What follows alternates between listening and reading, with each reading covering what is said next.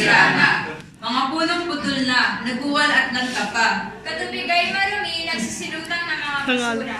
Sariwang hangin ngayon ay binasak na. Kapag may kailangan, sa kalikasan kumukuha. Ngayon kalikasan ang may kailangan at binabaliwala. Nandyan lang tayo kapag may kailangan.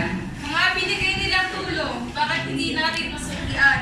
Masuklian ang protektahan ng kalikasan, magtanim at syempre, diligan. Ngunit ano ba ang ginagawa ng ilan? Ayun, sinisira ang kanyang kagandahan. Nilalanguyan ng mga dagat at lawa, wala na mga isda.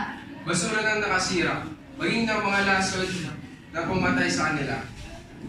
Pagtapon sa katawan ng tubig, ito'y nakakasama sa atin. Mga isda, mga seafood na kinakain, kasama ng mga basurang dinapon natin. Mga lupaing matataba, saan na ba napunta? Naroon, mariting na pala. Para lang naman sa yaman at sa pera.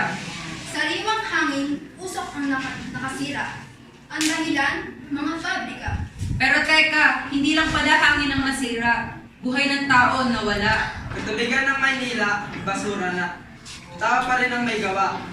At kapag may sakuna, hindi makakilos dahil sobrang baha. Suliranin ng kalikasan, ang ating pagtutuunan. Kaya kung natin hindi nyo namamalayan. Natural o man-made na kalamidad, tao ang may kagagawan. Nararapat lang na tayo din ang maging responsibilidad.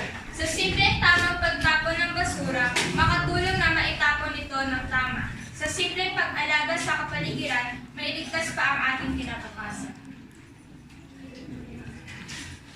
Kailangan lang naman ang ating kooperasyon upang ang suliranin ay bigyan ng solusyon. Madali lang naman itong gawin kung ito'y ating laging bigyang pansin.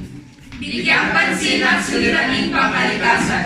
Dahil alam natin na maaari pa natin ito malanasan. Ngunit paano? May iba pa rin hindi interesado.